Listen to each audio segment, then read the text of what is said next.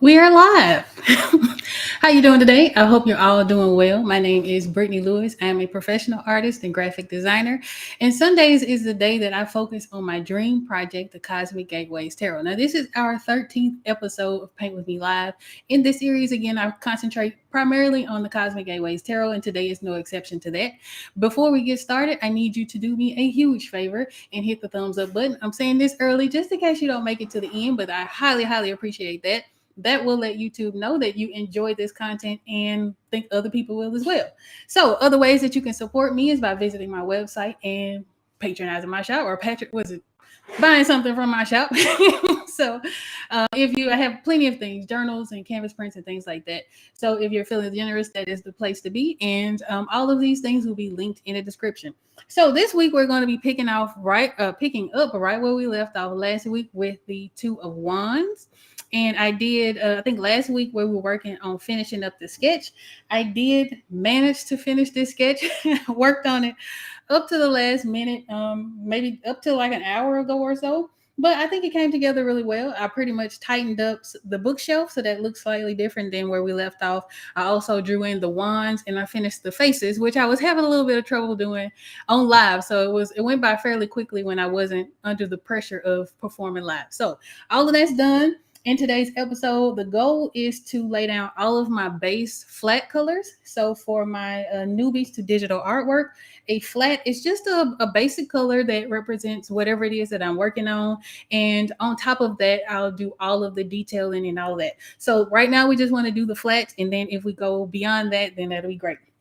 So just a little bit of housekeeping. I am working in Clip Studio Paint. That is my digital painting program of choice. I started in Photoshop working many, many years ago, and Clip Studio Paint was like the easiest transition between Photoshop to a new, not graphic design program, but a new digital illustration program. I enjoyed. I have not upgraded to the later versions. I've worked pretty well in version 1. I'm also working on a Huion. Canvas Pro 24 4K. So if you see me looking down, we're doing this right here in real time. Hey, PL, it's great to see you. We're doing this in real time, right here, right now. We're going to figure some things out together, but I think it'll be pretty smooth today. I'm really excited. Sundays is like my absolute favorite day because it gives me an opportunity to do the thing that I like, or to concentrate on the thing that I'm very passionate about and that I enjoy. So, I'm going to take a deep breath. I know that was quite the mouthful. And we're going to get started. So, what I've just done while I was talking was I took all of the things that make up the sketch of this composition, meaning the sketch of this picture, and I put it all in a folder. Right. So every card that I've designed pretty much starts this way. Usually starts out as a thumbnail. And then from the thumbnail, it becomes its own thing. In this case, this particular picture took a little bit of a twist because it was a departure from my initial plan. And it happens, right? So here are the initial plans for all of the twos for the Cosmic Gateways Tarot. When I'm planning cards, I usually start with like the base keywords, right? So first, words or things like that are easy to remember that sort of speak to the meaning of each card. I don't do a deep dive initially. I just kind of, list all of the keywords. While planning the twos, one of the things that I realized was that the twos all mean balance and harmony in some aspect, right? But two of the twos focus more on balance and harmony than the others, while the other twos deal with decision making and choices. So the Two of Wands is one of those cards where we're talking a lot about making decisions, planning, all of those sorts of things go into this particular card. Now, whenever I'm starting a card, I'm not even sketching, like seriously sketching. I'm usually just sort of jotting down little stick figure thumbnails that will, one, help me remember what it is that I'm thinking, because a lot of times I'm doing this months in advance. But also, it gives me a little bit of a blueprint to start the drawing process so that when it's time for me to, fully flesh out a card, I have the idea already jotted down along with all of my notes. And then these notes, I believe, I think so. Let me backtrack. So the Cosmic Gateways Tarot is a tarot deck consisting of 78 cards, and it will come with a guidebook like your standard tarot deck. In addition to those things, you'll have the option to purchase a companion book, right? So a lot of these notes and things that I'm taking as I develop the cards will also be artist notes within that companion book. So I like to write these things down. Usually before I made this process a digital process, I would just, draw on little index cards and things like that that are all over my house. But I do that so that I can remember sort of what I'm thinking. And it usually jogs some memory for me so that when it's time to design the cards, we're here. All right. So the Two of Wands initially began as a war council scene, right? That was sort of the plan. I was like, okay, cool. This is going to be great. I can kind of see it.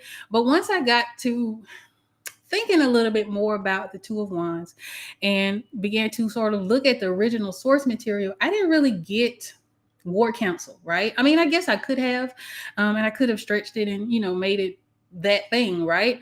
Hey, Lee, happy Sunday. So glad to see you.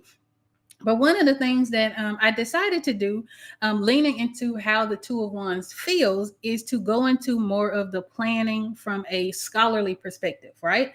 And so it kind of went from this war council situation to the planning, like the scholarly planning, adventure planning type of situation.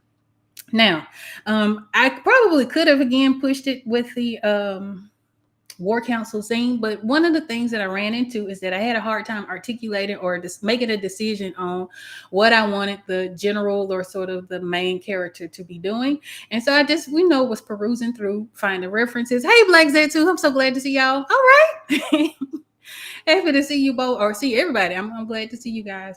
But so one of the things that I did, I sort of was looking for references and things like that to sort of jog some sort of inspiration to draw this picture. And we landed again on this sort of planning situation. Now, if you guys were here, and I know a few of you were last week, we made the decision to put the wands on the table. I've kind of tightened them up quite a bit. I've just made them magic wands. I was going to do like the rulers and things like that. But I was just like, let me just make them wands, just to simplify the process. I could have made them sticks similar to our source material. I didn't. I just made them magic wands just to save myself the trouble. So that one, when you see it, you actually do read them as two wands, right? Because again, this particular, all of the minor arcana cards aren't going to read what they are. They'll only read the number, right? So whereas the court cards will, so like the kings, the queens, the pages, and the knights will all say knight of whatever, page of whatever, and so on and so forth. But when it comes to like the numbered cards, they'll only have the numbers. So it's very important to me to be able to represent whatever the number is in the most clear fashion, right? Now, the only place I've sort of run into a little bit of trouble with that is with the Two of Cups. In this particular card, it's only one cup. I don't know yet. I don't think I'm going to revisit the image. I like it. I think again, it's the companion piece to the Lover's card. So I'm not too concerned about having two cups or anything like that. It's done. But that'll be the only one that I can think of, just sort of where I am now, that I only have like one of whatever that, or the numbers won't match the number of items in the picture. All right. So with our Two of Pentacles, you have the two pentacles. With the Two of Swords, you have the two swords. And so with the Two of Wands, I wanted to make sure that we had two wands, right? So I want to keep in mind the new reader.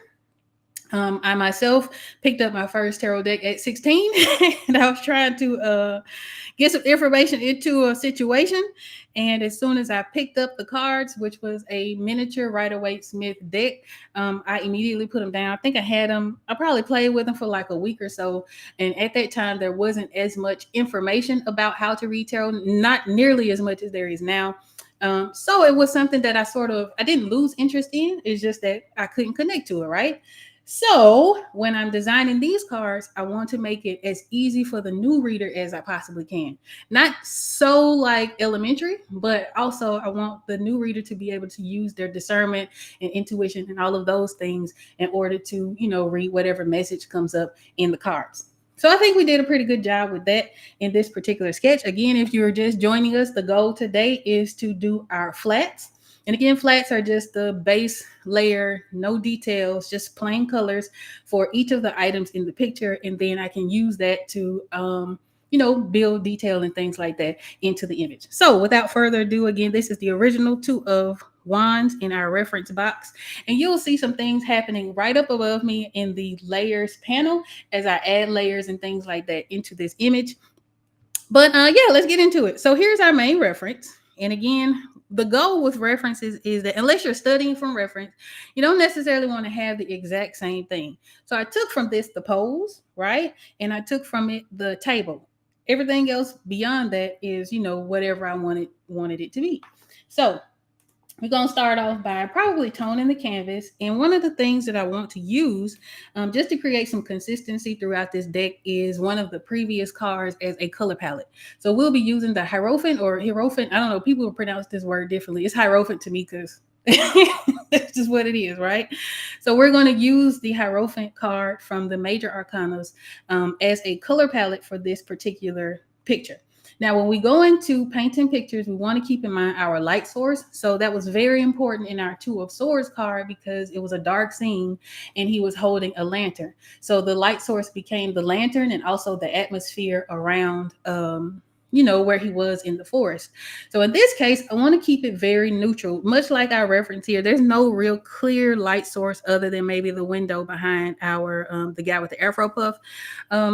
I'm just going to keep it as easy as I can for myself. So this would be a very neutrally lit scene. And that'll make things a whole lot easier when it comes to shading this picture. All right. So I'm going to show you guys the Hierophant and then we'll get into toning the canvas a brown. Now, one of the things that I do have a little bit of trouble for, we talked about this last week when we were discussing tablets, is that for me, this looks extremely bright, right? So sometimes I have a little bit of trouble deciding how light or dark to make a thing because the way I see it looking directly at the screen is a lot brighter than it actually is in post. So I do a lot of color correcting and things like that in post production, but we're gonna do the best we can. So for right now, we're just gonna make this a very brown scene, slightly red, I would say, a cooler brown. Not too cool. I think it's pretty warm, a little warm. But we're going to make this a brown. And then we are going to lay in our skin tones. And then we'll do the table, the globe, and the books. Now, I did find a brush that was really nice that's going to help me with the books. And I'm just labeling this tone canvas. But we're going to try that out. I'm not really sure if I want to paint each book manually or if I want to use this brush. A lot of times with digital work, especially if there's a lot of digital work involved, like you have just a large workload, you want to try to make things as easy for yourself as possible. So having something like a book brush is incredibly helpful. Now I'm also going to borrow my skin tone from my Hierophant. I'm going to see how it shows up. I'm not real sure, but we're going to find out. And I think I'm going to go this route. Now, she is not standing too far against the background.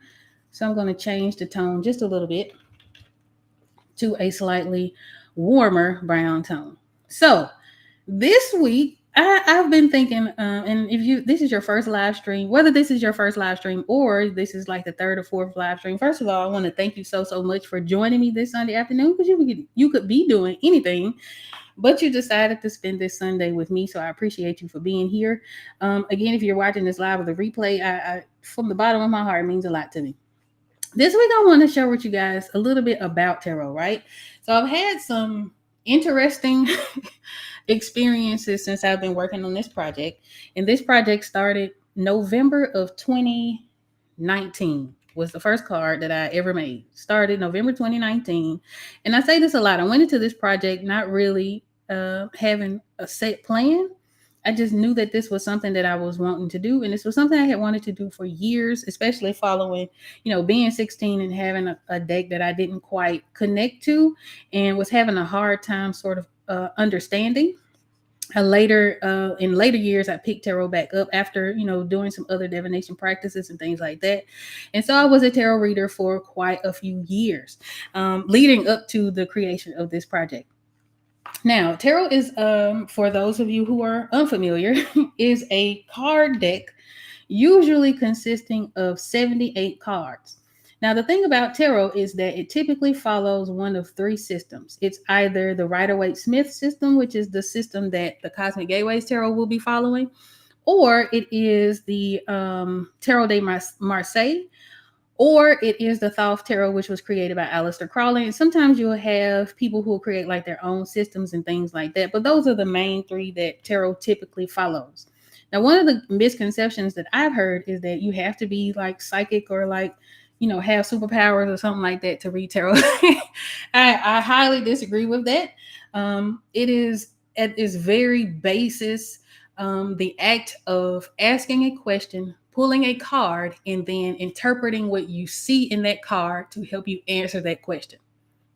You can do this with tarot. You can do this with playing cards. You can do this with Oracle. It's different systems and things like that where you do the exact same behavior, right? You ask a question, you shuffle the cards, you pull a card, and then you read or, you interpret what you see in those cards. That's the basis of how tarot works. You do not have to be psychic. However, and I will say you don't have to be psychic. And I do believe that anybody can learn how to read tarot. However, it is one of those things that the more you trust in your own discernment, the more that you trust in your own intuition, the easier it is to learn. Now, tarot cards typically have or represent a few things. You have numerology, which you will have, like we're working on the twos. So each card has a number to it. Except the court cards. Court cards don't have numbers to them, and aces is like the number one, right? But for the most part, they all have numbers to them. So there is numerology. They all connect to a element, right? So that would be your earth, your air, your fire, your water. So that means also that they connect to different realms. So your physical realm, your mental realm, your intuition, your spiritual realm, and then creativity, things like that. And they also have heard people say that it connects to the Kabbalah. I don't really know if that's true, but I can kind of see it just because there's so much information that you can actually get from a tarot card. Now, how does it work that you can read a card or you can read for someone, right? Somebody comes to you for a question, you pull a card and you're able to get an accurate reading. How does that work if you're not psychic? Well, it's very simple. Well, I don't know if it's very simple, and this may get a little woo-woo for some people. I don't know. But you're watching me make a tarot deck, so I'm assuming you're somewhat curious, right? So the act of pulling a card for somebody and being able to interpret what's happening with them within this card all takes place within sort of the mental, spiritual realm, right? And so there's a book called The Alchemy of Nine Dimensions, which is like 2011, 2012 prophecies or something like that.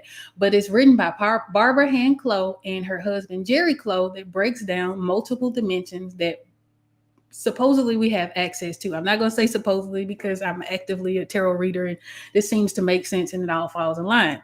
So within the mental and spiritual realm, both exist on the fourth dimension. Now, if you've done any spiritual study or anything like that, we've all heard that we're in the age of, Aquarius, and we're all trying to level up to the fifth dimension and all of this thing. The fourth dimension and the third dimension are very closely related. So your fourth dimension is where your thoughts and things like that exist. So where your mind is. And the idea is that we're all sort of connected within this space. Now, a lot of people, see this very differently throughout a lot of different spiritual systems and things like that. But there is a universal idea that all things are connected. And through that, that is how you're able to access information about other people.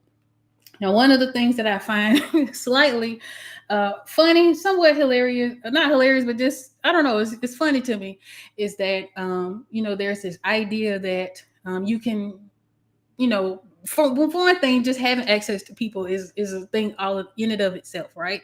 And so people are like, oh no, you can't, do that, this, and that, the third. There are some ethical things that come with reading. For instance, I don't read for people without their said permission. For one, it's very draining, right? I don't want to have to deal with that. It's none of my business. I really, more times than not, I really don't care. But there are people who will use that to their advantage and just read for people at random. You'll see this on YouTube where you have like the celebrity readings and people who read for presidential things and all of these sorts of things, right? It's really up to the reader to decide what's where their moral ground on that subject stands, right? So that's in a nutshell sort of how it works. When I go into a reading, I am usually going into a meditation first that calms my mind, and I try to approach it from a non-judgmental space. So I'm not projecting my own beliefs and things like that onto the question. That way, when I am settled and ready to ask the question, and ready to get into whatever it is that I'm getting into for my clients, then I can do so from the most clear and neutral space possible. But I do that through calming the mind, through meditation, and accessing that information through the fourth dimension. Now, if you've never heard anything like that, that may sound a little bit I don't know, that might sound crazy. I don't know. But again, it might be a little woo-woo for you, but you're watching me make a tarot deck, and sort of that is the science of it, if you will. The other part of that is that again, anybody can learn how to read tarot. It is one of those things where people tend to read on two of extremes, right? So they either lean very far into their intuition, so how they feel, the first things that come to their minds when they're asking questions and pulling cards, or they read very heavily on the book, sort of pre-designed or predetermined meanings and things like that. I tend to go somewhere in the middle, right? So when I'm learning tarot, or when I was learning tarot, and when I've helped other people sort of learn how to read tarot and things like that, one of the things that I like to encourage is that you go through each card, right? If you're picking up a new deck, let's say you're picking up the Cosmic Gateways Tarot, and you're flipping through them, grab yourself a notebook, right? Go through each card, and then I would want you to write the name of the card and then the first word or phrase that comes to your mind. And this is important for a couple of reasons. One, it helps you to learn to lean into what you're intuitively feeling about a card, right? What you're intuitively feeling about that card. What messages are you picking up, right? You want to keep things as clear as possible. Just what's the first word that comes to mind? Similar to that development sheet that I gave or showed you guys a moment ago, where at the top I went and listed a whole bunch of keywords and things like that for each card. That's sort of similar to what you would do if you were learning tarot for the first time. You go each card. Two of Wands, I'm feeling like this. Two of Pentacles, I'm feeling like that. And you'll go through each one and keep yourself a journal of all of the things that you've discerned from each card design. After that, then you pick up your books and you go online. I think Biddy Tarot does a really excellent job of providing information and meanings. Labyrinthos is another website that does really, really well. She also has an app, the creator of Labyrinthos, to help people who are wanting to learn how to read and do divination through tarot. As well as some other card systems and things like that. But you'll use that information along with the things that you've learned intuitively to create your own database. And then once you go into reading, whether that is for yourself or for other people, then you'll have sort of that basis of information that you can pull from. Now, the other part of that is that sometimes the best education comes from actually reading the cards, right? So, for instance, I remember maybe a couple years ago or so, I had a reading with a person who got the Three of Swords. Now, if you're familiar with tarot, maybe not. The Three of Swords is the classic card with a heart with three swords sticking out of it, right? So immediately it reads as heartbreak. However, in addition to that, once I was like, okay, that's heartbreak, but it doesn't necessarily fit the question. So I, dug into my books and went and studied and things like that. And I found extra information and was able to think about it from a slightly different perspective. And I was able to add that information into my database of, meanings and things like that for the different cards. So that is something that I will also, just, be aware of that happens. Now, with me developing a deck, I've had a very similar experience where, sure, I have sort of my own experience to draw on, my own sort of database and my own feelings about certain cards.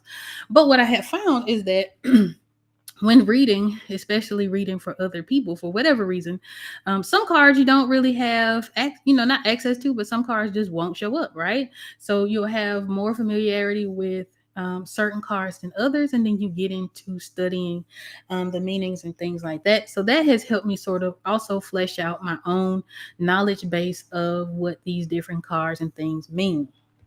So that's tarot in a nutshell.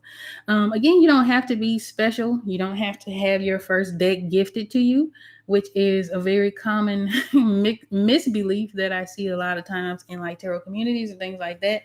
You don't have to have your first. As a matter of fact, I believe, in my humble opinion, that you're better off not having your first deck gifted to you, because that way you get to choose the things that you actually connect with. And I'm hoping that you being here means that this deck is something that you actually connect with. So that's awesome. All right, so what I've just done was the hair and skin tones for my characters, and I'm sort of judging it based on. I'm looking at them sort of based on the background color, which I don't think I'm going to keep. I just think it's a little bit too red. I do. Let's see. I think maybe I will go with something like this. Well, excuse me. It's a darker color. You guys can't see it yet, but maybe something a little bit like this. I might even go blue with it. I'm not really sure. There we go. I think that feels a little bit better. It's still super dark though. Again, I have a tendency to work very dark, but I think by the time I add like the table information, the books and things like that, it'll kind of brighten up the scene. But this allows me to see their skin color a little bit better. All right. So again, I'm using my Hierophant card as a basis for the color palette for this particular deck, and I think that kind of helps create consistency throughout the deck as a whole. So I've completed, I think, 30 something cards. I have over 40 left to do. So this is gonna be quite the journey, and we'll do this every Sunday that I can, because I know on the 27th I won't be here because I have another event to do. However, we'll be here every Sunday until I wrap this thing up. So, but yeah, if you're in the Memphis area, not to change subjects, but just as a little announcement, if you're in the Memphis area, I will be at the Memphis Comic Expo. This year, it will be at the Renaissance Convention Center, which is in downtown Memphis. Usually it's at the Agri Center, but this year they've changed it up and moved it downtown. So if you're into comic conventions and things like that, I will be there. I used to do comic conventions quite often, and it's something that I encourage, not necessarily comic conventions, but just like in person conventions. If you are thinking of being a full time artist or sort of making money from painting or, creating or whatever it is, I highly recommend doing in-person events, especially local in-person events, because what I found is that you sort of develop a local fan base. Now, I started the Memphis Comic Expo at its first one, which I believe was 2014. I remember my son was 3. That was my very first comic book convention that I ever did. And at the time, that was one of those, was one of the time when I was doing a lot of fan art, right? Fan art is nice. It sells very well at comic conventions and things like that. But I would encourage you, if you're into or thinking about doing a convention, one, make sure that you are picking something that is very close to what you like to create. And two, just know your audience, right? So if you're thinking about selling art and maybe you're not really into the fan art and the fandom and all of that stuff like that, a comic convention may not be your thing. I'm sort of learning now, because I have not focused on fan art so long, or like pop culture type stuff in a very long time. So for me, I'm almost outgrowing the comic convention scene. Now, I do have a comic book that I have written 2018, long time ago, but I have not like published it or illustrated or anything like that. It's just written. Once that publishes and goes public, then that will be the absolute best place for me to showcase that work. But I have found that the people who are used to seeing certain types of images from me are often like, what is this? Looking at the tarot deck. Some of them are down for it, some of them not so much. And that's fair, because they're used to seeing certain imagery from me. And so that's something that you kind of have to keep in mind when you are getting into the comic book scene. Now, what I will also add to that is that there's an audience for everything, and more often than not, the people who have been, shopping with me for many, many years aren't really bothered by like they could see it coming. But that is something to keep in mind. Just know your audience, sort of know what they like and what they expect. And then you tailor your offerings to that. So I think a couple years ago we did a event with Dreamwise in Atlanta that went extremely well because that was the audience for spiritual imagery, right? So it did extremely well. I think that was one of the most profitable events I've ever done, um, selling my artwork and things like that, specifically the spiritual imagery. And that's just because it was the audience for that. So that's something just to sort of bear in mind. But if you're thinking about doing art full time and you may not having a whole lot of luck on social media, first of all, everybody's experiencing that. It's more so now, especially like your Instagram space, more geared towards your advertisers and things like it's either advertising or entertainment. So if you're not falling into those categories or you didn't already have like a huge following, it's very difficult these days to break ground there. However, still post there and all that, but you want to sort of lean into your in-person events. I think that is a very under tapped market. So if you can get in somewhere local, it doesn't even really have to be local, but local is best because you don't have to travel so far to, get your artwork out there and let people start to become familiar with what it is that you create. But for sure, I would highly encourage doing in-person events. So yeah, what did I say? October 26th, 27th, I will be at the Memphis Comic Expo this year. um, so I'm excited about that. Now, am I prepared for the Memphis Comic Expo this year? I am not. I am not prepared at all, which is, I think, funny and pretty typical. I think I usually wait until maybe a couple weeks before, and I literally only have 2 weeks now to prepare for this. But luckily, I print and do things like that at home. So it doesn't really take a whole lot of doing to prepare. It's just a matter of making the artwork for it. So the thing is, trying to decide what kind of artwork to make. Again, I don't really do a whole lot of the fan art and things like that anymore. And I don't do as many comic conventions as I did anymore. I used to do about 4 or 5 a year. This year is only one. I had one earlier this year, but I had to cancel because we had some family things going on. But I don't do them quite as often. So I'm sort of leaning. I don't know. I'm trying to decide if it would be worth making artwork specifically for this particular event, or if I should just, keep doing what I'm doing and then, taking it from there. So we'll see. We'll see. I have 2 weeks. I have 2 weeks to sort of sort this out. But one of the things that I will say is that although I don't enjoy working under like a time crunch or anything like that, I usually am able to sort of pull out something, new for the people who are showing up to see what I do. That they would enjoy. Last year was slightly different because I did not prepare anything new. I have a huge catalog of art. That much I do know, but I didn't have anything new, and so everyone who was coming specifically for me were left a little bit disappointed because they had already seen all of what I had to offer last year. So this year I want to have at least maybe 3 or 4 new pieces. We'll see. I don't know. We'll work it out. But those are some of the things that that you go through as an artist, especially as someone like myself who is sort of in the middle of transitioning between being mostly service based to more balanced, so that it's not just service based, but also have physical offerings and things like that for people. So yeah, October 26th, 27th. So on the 27th, we won't be here for a live, but on November 2nd, we will. So we'll be back. So we'll stream.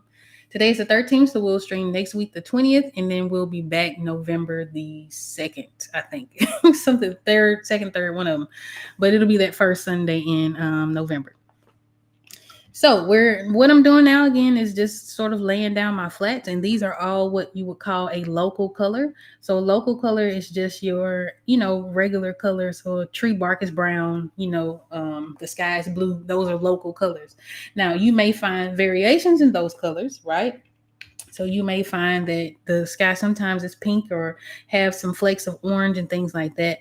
But locally, just the sort of average color of that sky is usually going to be blue. So that's sort of what a local color is.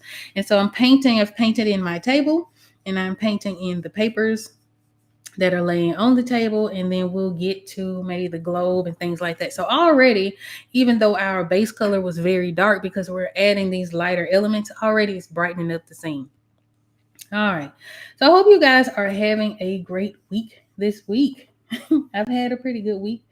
I have been balancing or trying to balance my time as best I can.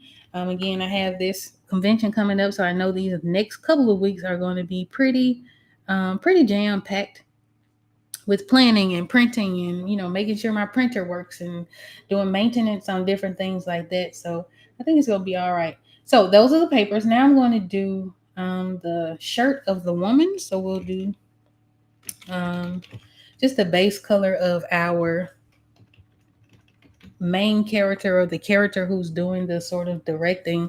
Will do her clothes. Oh, and things like that. And so all of this is taking place in that layers panel up above. Now, if you're new here and you maybe haven't heard this particular explanation, a layer works very much like its name, where I can lay down a base color. So for instance, I have my skin tone color that is highlighted where it says lady skin here, right?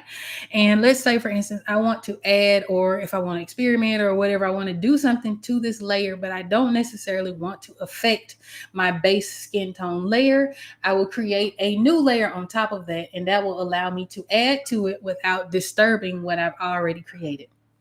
So we do have our woman, our lady skin, and above that, I created a layer called woman shirt. Just nothing too fancy or anything like that. It's just just the name that I gave it, and I could change it to anything. You can change yours to anything as well. There are no right or wrong answers. I'm going to give her a purple shirt because I don't know if I've had any purple shirts so far. So we're gonna give her a purple shirt. But this will allow me to paint on top of like the skin, right? But if I turn it off, it doesn't affect the skin tone underneath.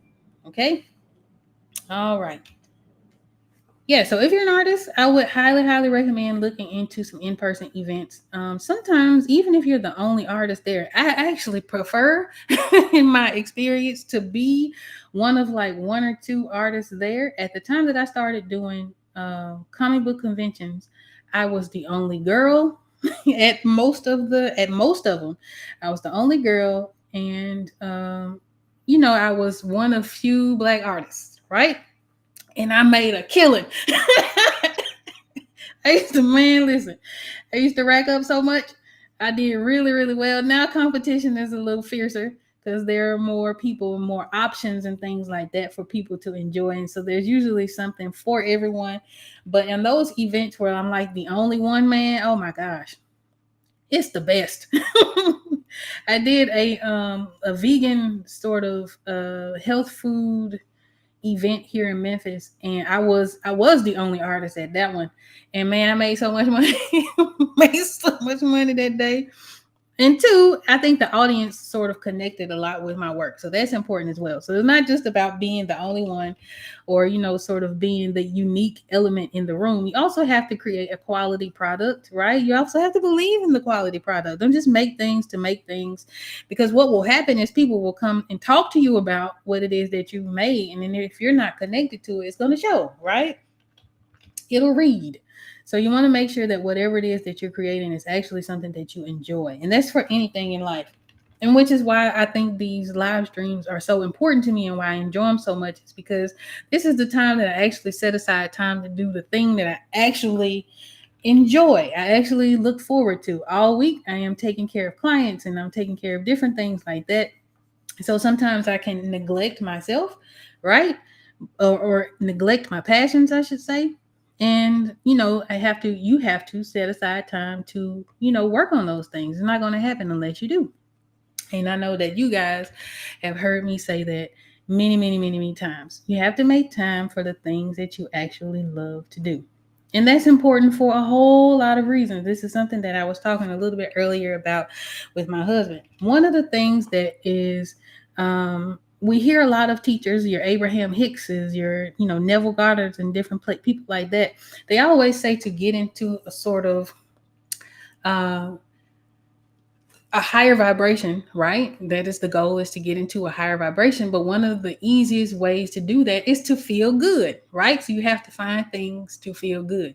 So if you're trying to manifest, rent or something like that, or you're trying to manifest a new job or whatever it is you're trying to create in your reality, one of the best ways for you to do that is to lean into that feeling of what it's going to feel like to have that thing. And usually we want things because we want the feeling, right? We want to be rich because of the ease of being rich, right? We don't have to worry about bills, and you don't have to worry about different things like that. So there's a bit of ease and comfort that comes with it.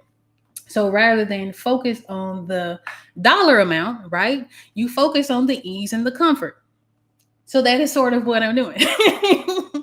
Not necessarily for the money, but just to sort of get me in that sort of ease and comfort and happy space, because I'm doing something that brings me a lot of ease, a lot of joy, a lot of harmony and things like that. Even when I'm making mistakes, even when I'm talking 90 miles an hour, even when I don't really have anything else to say, right? I'm doing the things that I enjoy wholeheartedly. I like talking to you guys about it. I like sharing information with you guys about how things work, and how I operate and why I make certain decisions, regardless to whether it's two of us in here or if it's just me. It is something that I thoroughly enjoy, and so I make the time. I deliberately and intentionally make the time to do that. And you should too, whatever that thing is. If it's that you like walking outside, every day and getting fresh air, make sure that you do that. Make sure that you set aside time that no matter what happens, you're going to get that walk in, right? Or if you like to sew, and you that just brings you joy sitting in front of a sewing machine, make sure that you have time set aside. It doesn't have to be daily. If it is daily, give it at least a few minutes a day, right? But it doesn't have to be daily. Set yourself aside a time to sit and sew, right? If you like to sing, make sure you make time to sing, right? If you like to write, make sure that you make time to write. If that's the thing that brings you joy, if that's the thing that brings you the comfort and the peace, that is also associated with the thing that you're trying to create in your reality, then you have to make time to do those things. So again, here we are. You guys are joining me talking 90 miles an hour. I do that when I'm excited, when I enjoy what I'm working on and things like that. And this is that act in real time, in real life, happening right now. So what I am doing now is I am just, again, we're just laying down the flats. We're just laying down base colors. I decided to put him in blue for no particular reason. It was just like, hey, I probably need some color variation in this color, in this book, because the bookshelf is going to be very brown. A lot of the books are going to be very brown. And so to sort of break that up, I decided to go with blue, and I put my main, the leader lady, I put her in purple, and we're just going to go from there. So yeah, there's a lot of easier ways I could have done this. I could have lassoed it in and used the paint bucket tool, very much like I did when I set the background color up. But I actually like the feeling of, painting. All right. Hey, Gorilla VR. Is it okay if I work on my animation? Yeah, you work on what you want to work on. You sure can. All right. But hey, I'm happy to see you. I'm so glad you're here. So glad you're here. All right. So we are going to work on his pants, and I'm going to put that in a layer underneath his pants. And we're just going to go with a dark sort of denim blue. So very easy. Just like so. All right. All right. So that's it for his clothes, right? So let's move on to our globe. Now, I do have a reference for the globe. I don't know that I shared this last week, but I'll share it with you guys here. I'm trying to decide whether or not I want to I'm trying to decide whether or not I want to stick with my hierophant globe, or if it's something that I want to actually paint in sort of the continents and things like that. And then with the continents, I don't know if I want to set this world in our world, or if I want to create sort of a fantasy situation. I'm not really sure. But for right now, I think what we're going to do is we're going to set up a layer for our globe. And I'm actually going to put it underneath the table, so that if I go into the table, it does not show up. It just sort of happens underneath. Um, underneath what we got going on. All right. And I'm just going to use this as a basis. Now, the first layer that I created was the globe wood. So this is all of the things that are wooden. And they're not really showing up because it looks like it's very, very close to our background color. So what I'm going to do is lighten that up some, maybe a little bit darker. There we go. And then we're just going to color this in. And this will, get fleshed out a whole lot more as we continue, right?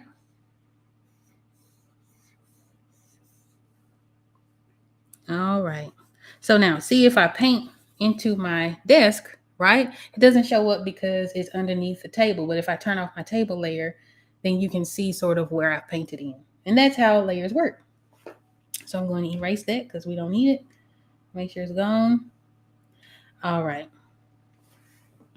So last week we had a lot of fun. Thank you again, Lee. If you're still here, I really appreciate you for asking some really good questions about digital artwork and the tools and the programs and the YouTubers and things like that. I'm so happy to share that kind of information because I've been there.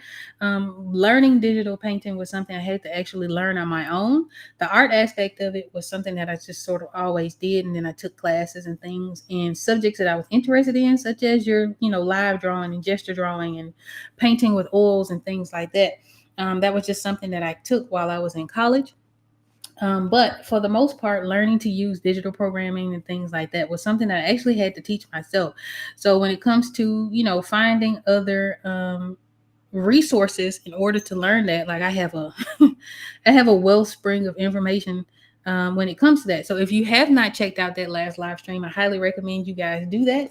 In the comments, I did list all of the tools and all of the things like that I mentioned in the live stream. So that is something that I would encourage you guys to check out if you're wanting to learn how to paint digitally and things like that. And I'm hoping that by me doing this live, you guys can pick up a few things, and we'll get to a point here soon, probably be next month's time, where we actually set aside time to sort of share more in-depth information. Now, Lee and I, and as well as Sam, had a live stream a few weeks ago that is going to be under the past live streams tab of my YouTube channel. If that is something where it is something that I had shared a lot of tips and tricks. We didn't go as far as, now that I've like watched back, I was like, man, there's a whole lot more I would have liked to have said. So we're going to work on that. We're definitely going to work on building and fleshing that series out, maybe making it a series. So that is something to look forward to if you are looking into becoming a digital illustrator specifically. Now, if you're into, so I see that Gorilla Tag has an animation. Animating is something that I only know very, very little about. There is a YouTuber who is listed in that list of resources that I provided, whose name is Aaron Blaze. He is a great person to look at for animation because he used to work for Disney, right? So he has that sort of classic Disney, Brother Bear, Pocahontas style.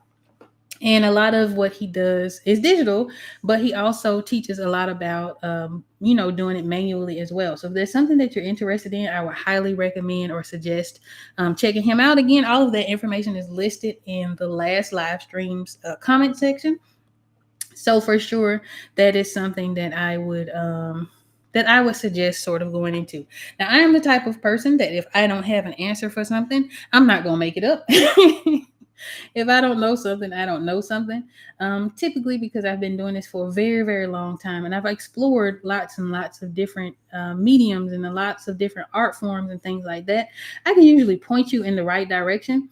And if you are an artist, that is something that I would highly consider or recommend doing, right? So don't just stop with your digital art. Don't just stop with portraits and things like that.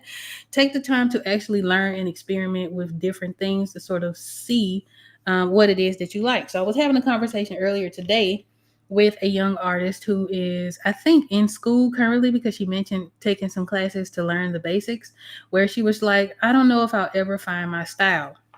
And this is a conversation or a topic I've seen a lot of young artists have, where the focus is, oh, I don't have a style. Or my, and I'm in my mind, I'm thinking maybe they follow other artists who do have a very distinct style. And that's something that, they are drawn to as young artists. But the thing about a style is that it's very similar to your handwriting. It's like singing, right? So some people sing in a certain style. You have your jazz singers, you have your our classic R&B singers. You have different people who sing different ways.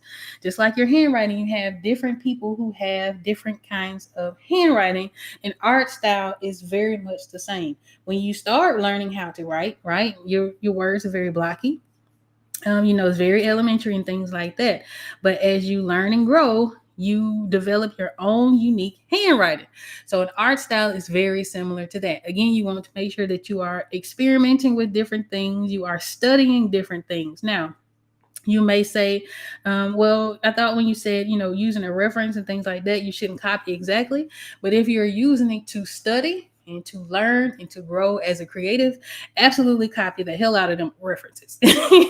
Make sure you do, right? And you want to do it with the intention of understanding how a thing was made. And so that's sort of how you develop your style. Now, I would have told you, oh, could swear up and down, I don't have a style. But if I'm being real, I do, right? I do have a style. Most of the artwork that I create, whether it's a vector illustration, and by vector, I mean like, your logos. I had a witches series, which were all vectors and things like that. All looks like it's created by the same person. Same with my digital illustrations. And these are considered raster illustrations. So same with my raster illustrations. I do have a very distinctive style. It's not on purpose. It's very much just through practice and through experimentation and just sort of through consistency. It develops and it will change.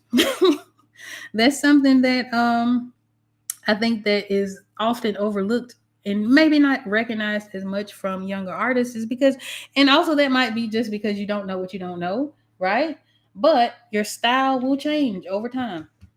My earlier digital illustrations look absolutely nothing like some of my more recent digital illustrations, right? And a lot of that is because I would try and draw something as true to form as I possibly could when I was starting out. So I did a lot of portraits, which is my favorite thing to do anyway. I would do a lot of portraits. I would do a lot of, just different things like that. But I would try to make it as visually accurate to whatever it is that I was drawing as I possibly could. And through that, I learned basics. So when I was laying out the face, which you guys didn't have a chance to see, but when I was laying out the face, I was able to sort of place the nose and the mouth and all of those things based on the experience that I had studying and creating portraits.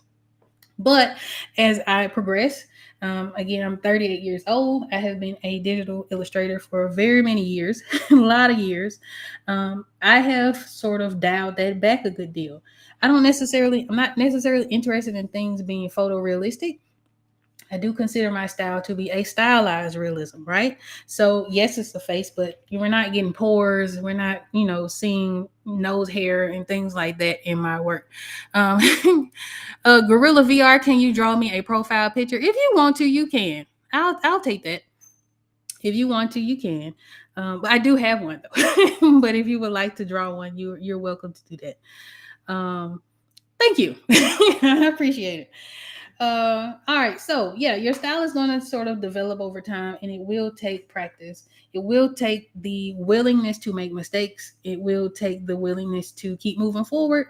But I don't think it's something you should strive to have right out the gate. It's much, much more important to understand how a thing works and, sort of the rules of creating different things so that you can then break the rules and create your own style. So if I was to point to a style, there is an artist by the name of Loish who has a very distinctive style. And anytime I hear people talk about having a style, I always think about her because I know that her audience is a younger audience. And her style is very, very recognizable. And so my thinking is that, okay, I guess people see that there's this established artist and this artist has a style, and maybe they're thinking that it's something that they intentionally did. And with her, it may have been, right? But a lot of it came through experimenting with lots of different things, right? And she talks a lot about what inspires her, what sort of references she uses. I think she uses anime and, a whole bunch of other things. And that's how she sort of developed her style, but it had to be developed, right? She had to have that experience and to get there. So that's how style works. So I just laid in our globe and the wood around the globe. I'm going to do our bookshelf, and then we're getting pretty close to an hour. So I think I am going to wrap it up there, and then we'll be back next week, right? All right. So I want to label this layer bookshelf, and again, all of the layers and things like that are happening sort of on top of me, if you will. And also, if you see me with this strange black glove on, this sort of helps break the friction of my hand gliding across the screen that I'm drawing on. Again, I'm drawing on a Huion canvas 24 4K. I do not draw in 4K. I could. I don't know that my computer can handle it, and it's really not necessary for this particular project because, again, these are tarot cards. So it's meant to be printed relatively small. And so even though we're adding a lot of details, and we talked about this while I was developing the two of swords, a lot of the stuff that I was adding, you won't even see unless I am, blowing it up. And I do tend to do that. Again, I offer canvas prints and things like that. In this, if you guys can see here to my left, that is one of the canvas prints that I sell. That is the Hermit. And then next to the Hermit, you can see it right here.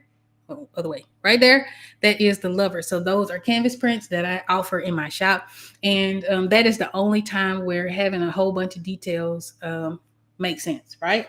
So that is something to keep in mind if you are doing something big. Sometimes you don't have to have every single detail. Or something small, you don't have to have all of the details and things like that. It is just something that I do to polish off my pictures and give them a finished quality look. All right, bookshelf. So I think our bookshelf, I'm going to keep it relatively close to this background color because I do want this to look like a vintage bookshelf. I do have some references that I'll be pulling from. And also this is in the background. So the way we would develop our images is that the thing that we want to focus on, we want to make sure that we have it be the brightest and most sort of vivid thing in our picture. So I'm going to go back a few steps and I'm going to show you how that works how that worked with our two of swords, because this was an excellent demonstration. So we wanted the focal point of the two of swords to be on the swords themselves, right? Now there is a man in the foreground and he is standing with a lantern. And yes, our eye is immediately going to go to people because that's just sort of the human nature, right? We're immediately identifying with people, or if it's a face, we will immediately identify with faces. However, you can manipulate those things so that the eye goes to wherever it is that you want it to go to. So in this case, I want our eye to sort of focus on the two swords. And so our two characters are looking down at the table where the swords are. So let's have a look at our two of swords and I'll kind of show you guys what that looks like. So in this composition, we have our two swords in the background. We have our main figure, and then we have some foreground stuff going on, right? Now, if we're looking from foreground, meaning the thing that's closest to the camera or closest to your eye, to background, you will notice that things in the foreground are a lot warmer and they're a lot brighter than the things in the background. A brighter, I mean like more saturated, right? The colors are a little bit richer. Once we get into our background, the colors are a little bit lighter and they're slightly more desaturated. However, the way that I designed this picture is so that I designed it so that your eye will lead to the sword. So you're sort of going like this to the fork in the road, right? So we do have our main character, and he's been blacked out because he is, in a very dark scene, and his only light source is this lantern that he's holding. And then ahead of him is our background scene, which, showcases our swords. So when I was creating this picture, I actually spent much, much more time developing the background because that's where I wanted your eye to go. I wanted you to be able to pay more attention to the fork in the road so that you could read this as a decision that our main character has to make. And then when I came to the foreground, there's far less information. So yes, we have the hills and we have, all of the plants and things like that that are sort of in the foreground. But at the very front of this card, there's not really a lot going on. You have the light reflecting from the lantern in his hand, right? You have the glow around his body. Of course, you have the body itself, but most of the information is taking place in the background. So similarly, when it comes to this particular picture, we do have a lot going on. We have two people in this scene that are pointing to a table, and you have the two wands, you have the globe, and you have the bookshelf. I don't want to put a whole lot of emphasis on what's going on in the background because that's not the focus of this card.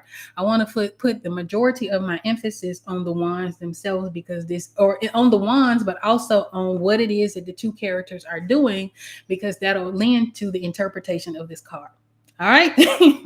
So, as an artist, or as if you are wanting to be intentional about the things that you create, you kind of have to keep all of that in mind. So, yeah. So, a lot of thought goes into these cards. A lot of thought goes into these cards. And you guys watch me think some of those things through in this last live stream. Again, if you have not had an opportunity to check that out, I would highly recommend you do that. So this is our base two of wands, and then I'm going to show you guys my bookshelf references. I'm just going to pull some colors from it. I may not even block in the books because, again, I have a book brush that I will very likely use just to sort of cut down on my drawing time. When I did the books for the Hierophant card, which is the previous card that we want to load. Come on, load for me. I'll show you all of these. All of these I manually did. So I manually drew in each little thing for the books. But on this particular card, I don't think I want to do that. For one, the books are a lot bigger. I mean, I could, but I don't want to. I don't want to. So here are some bookshelf references. Now, again, I'm going for this like old library look. So I'm going to pull some browns from our old library. I do not want this to compete with the skin tone of my main character here. It's not too bad. Okay, we're going to stick with it for now. And one of the ways that you can do this or paint something in and you're maybe not sure if the colors compete or not is to squint. And we talked about this a couple live streams back. Sometimes when we are wanting to see if there is enough contrast between, colors, one of the ways to do that is to squint.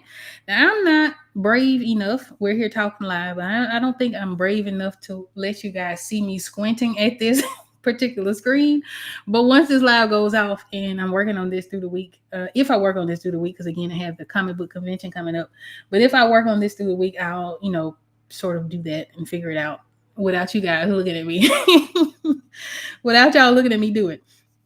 So we're just going to, block in this color. Now, again, this might be a little bit bright. So what I can do is I'm going to lay in this color and then I might desaturate it, which means take out some of the vibrance from the color. But again, I wanted to show that you guys this picture is already brightening up pretty significantly. So even though we had laid in that base dark sort of maroon brown, adding all of the different elements and the flats and things like that have brightened this up quite a bit. Now, again, this is going to have some very neutral lighting. I do not have a light source in particular. I don't have one in mind other than maybe the light is coming from the top, so that this is a neutrally lit scene. All right, so there's that. And it's been about an hour, a couple minutes. I think we're going to call it. I think we're going to leave it here. No, I tell you what, before we do, I'm going to desaturate this. Actually, I'm going to duplicate it just in case I don't like the desaturation, and then I can just go back to what I've already done. But the way that you would do this in Clip Studio Paint is you would go to the Edit menu, you will go to Tonal Correction, and you'll want to click on Hue, Saturation, and Luminosity. And this will allow you to do a few things. It'll allow you to change the hue. So changing the hue meaning it's currently orange, but if I move the lever around, it'll change sort of the base color. It is much easier to do this if you have not added details to your picture. Right. So if you have no details in it, this is probably the best time to change and play around with like base colors. Right. Once you start to add details, then you could get any range of color variations. What I'm interested in right now is our saturation. So I'll demonstrate to you what saturation is. I want to desaturate this. Right. So I want to tone down the vibrance of this orange. So in order to do that, I will, move the lever to the left. As you can see, it's sort of toning down the vibrance of this orange. If I wanted to make it as bright and vibrant as I possibly can, then I will tone or move it to the right, and so that will make it much more vibrant and things like that. And if I want to reset it, I just move it to 7. I just want to tone this down a little bit. It doesn't have to be super dramatic or anything like that. I think that's good. I am going to now paint the sort of behind the books area, and then from there we're going to call it done, and that'll be it.